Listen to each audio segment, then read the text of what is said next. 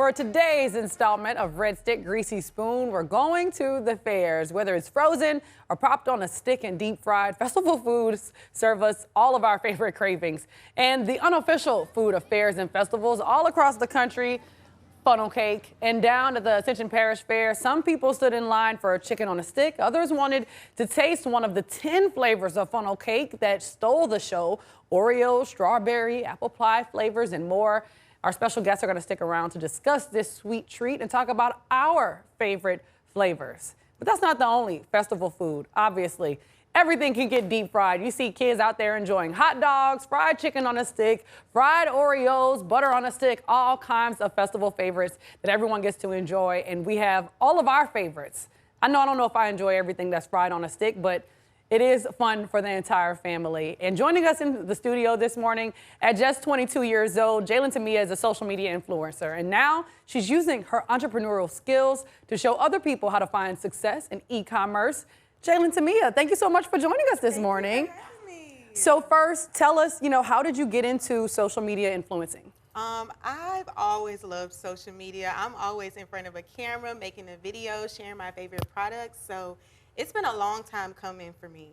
And you found some success, right? You've had some different partnerships. Tell me about some of the brands and companies you've gotten a chance to work with. I've gotten to work with Reebok, Good American, Skims, Amazon. I love Amazon.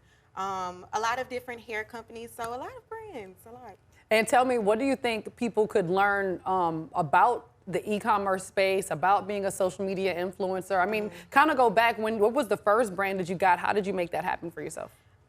I feel like the very first brand that did believe in me was Amazon.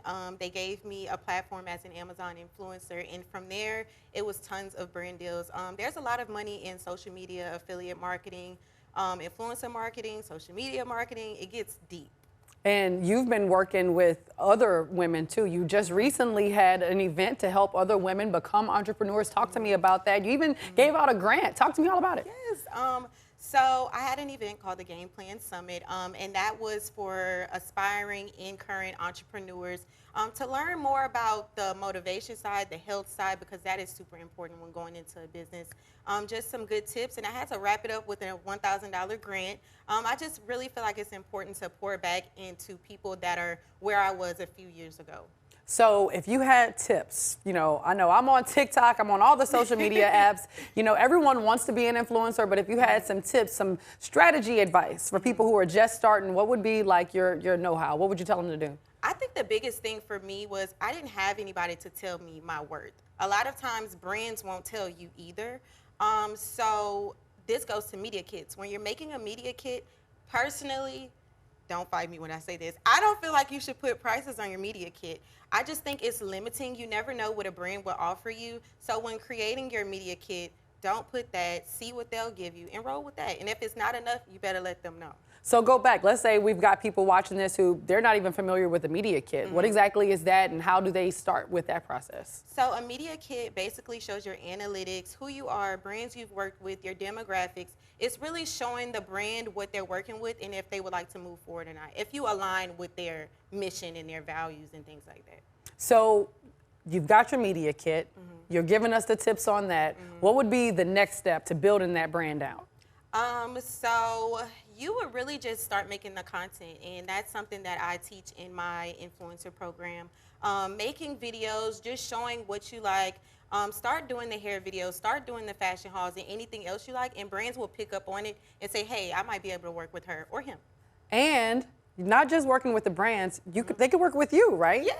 Talk to us about what you're doing. You're trying to help other people get on with these brands and with social media influencing. So I have two big projects right now. One thing I'm doing is creating an influencer and social media marketing agency, and we will take on talent and help them negotiate deals, work on different campaigns and things like that. And I also have a summer influencer program where I take them through an 8-week program that'll teach them negotiating skills, how to create content. I even talk a little bit about bookkeeping, Google Calendar. I'm giving them the business. Listen, all the details. Yes. So if people wanted to sign up for that summer program, where do they need to go to get that information? You can go to @JT Headquarters on Instagram, or you can go to my page @DJ Lentamia. It's all on there. All right, the Jalen Tamia, thank you so much for joining us this morning or this afternoon here on Love 225. And of course, if you want any information on Jalen Tamia, you can follow her on all of her social media accounts. And of course, we'll bring you all that latest information as it comes up. Thank you so much for joining us. And with that, we'll be right back.